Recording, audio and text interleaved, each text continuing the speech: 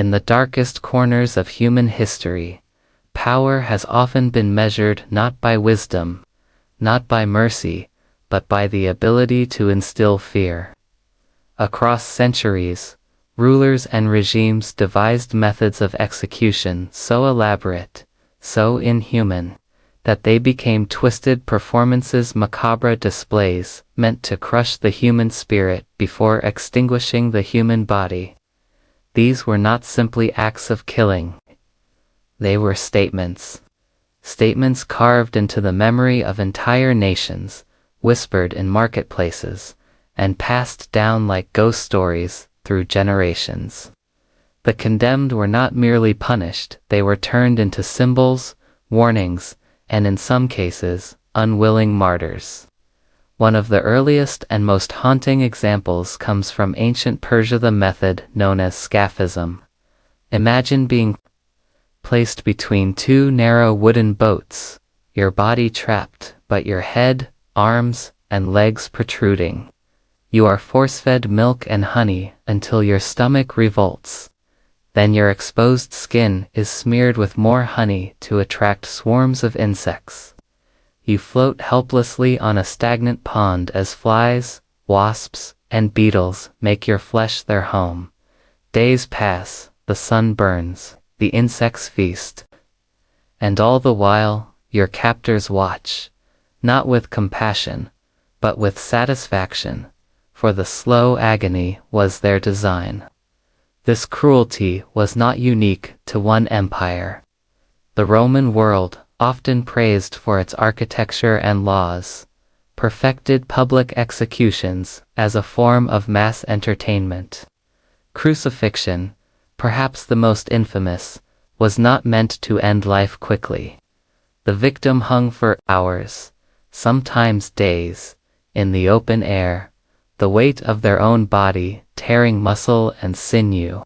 It was humiliation as much as it was death, reserved for slaves, rebels, and the undesirable. Centuries later, on the shores of Africa, colonizers imported their own theater of terror. Enslaved men and women who dared resist could be subjected to punishments designed to echo those ancient cruelties: burning alive, slow hanging, and dismemberment. Remnants of a long global history of making suffering a public lesson. For them, these acts were not only physical torment but a stripping away of dignity, meant to send a message. We own your body, your future, and even the manner of your death. But history tells another truth. In those moments, some met their fate with eyes unflinching, voices unbroken. A defiant prayer, a final song, a refusal to let the executioner claim the soul as well as the body. For all the cruelty humanity has invented, dignity has remained the last weapon of the condemned. If execution was an art form of terror, then medieval Europe painted its masterpieces in fire and iron. The breaking wheel, for example, was a device of horrifying creativity. The condemned would be tied to a large wooden wheel, and the executioner would systematically shatter their limbs with a hammer or iron bar. Each blow was calculated, delivered not to kill outright but to prolong agony, sometimes over the course of a day. The broken body would then be left on display, a warning to anyone who might challenge authority. But it was in the courts of tyranny where these punishments found their cruelest refinement. The Ottoman Empire, for all its grandeur, was not without its darker tools of control. Impalement, driving a sharpened stake through the body, often from the lower torso and out the mouth or shoulder, was carried out in public squares. Victims could survive for hours, even days, suspended like grotesque statues of defiance, crushed. Africa, too, saw its share of such methods, particularly during the transatlantic slave trade, where imported punishments merged with local systems of control. Under colonial rule, African resistance fighters, leaders who dared defy the machinery of empire faced executions, meant to erase not only their lives, but the very idea of resistance. In some West African colonies, rebels were chained, whipped until the skin peeled from their backs, and then shot before assembled villagers. The British and French called it pacification. The people called it murder. And yet, these public spectacles sometimes backfired. Instead of sowing fear, they planted seeds of memory. Songs were composed. Stories were told of warriors who walked to their deaths without bowing their heads. Mothers whispered these names to their children as proof that courage could outlive flesh. The cruelty of execution has always revealed more about the executioner than the condemned. Take the case of lynching in Imperial China, known in the West as death by 1,000 cuts. For over 1,000 years, this method was reserved for traitors and the gravest criminals. The condemned was tied to a wooden frame while the executioner carefully, deliberately, removed pieces of flesh over time. The final blow was merciful decapitation, but the preceding hours were a deliberate erosion of personhood. Such methods were designed to erase humanity before death, but history remembers them differently. We do not remember the names of the men who turned the wheel, swung the hammer, or tied the knots. We remember the names of those who met such ends with unbroken resolve. In this way, the very cruelty meant to erase them ensured they would never be forgotten.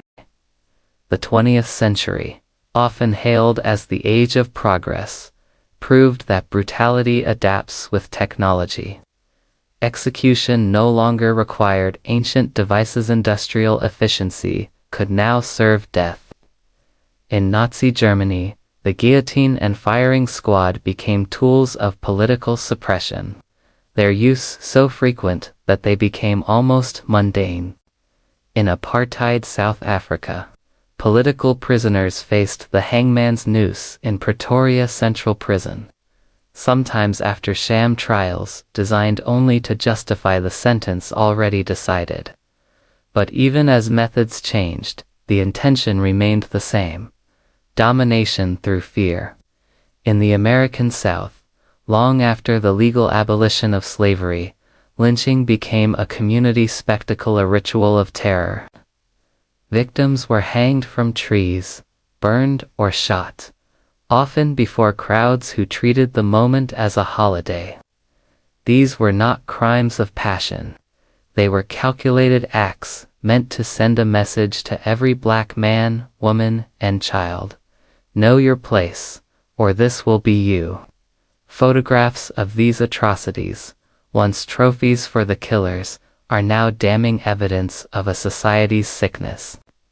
And yet, just as in centuries past, not all messages landed as intended. For every mob that gathered to celebrate a life destroyed, there was someone watching, someone who would remember not the jeers of the crowd, but the dignity of the condemned. That memory would become a seed for resistance, for civil rights marches, for a demand that justice could no longer be defined by the powerful alone. In our time, many nations have abandoned the spectacle of public execution. But the legacy of these twisted methods lingers in the trauma passed through generations, in the fear woven into certain places, in the laws and systems that once supported them. But there is another legacy too, the legacy of defiance.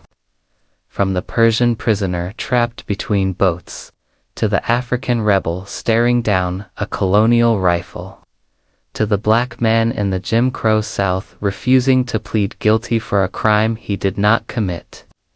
The common thread is not just suffering, it is the refusal to surrender dignity. These stories remind us that the human spirit can remain unbroken, even when the body cannot be saved. And so, as we look back on the most twisted execution methods in human history, we must remember that they were never just about death. They were about power who had it, and how far they would go to keep it. But history, in its quiet way, often reverses the verdict. The names of the oppressed endure. The tools of their tormentors rust and are forgotten. This is why we tell these stories, not to glorify cruelty, but to confront it. Because only by facing the darkest truths can we truly honor those who endured, and those who fought back. This is History Memories.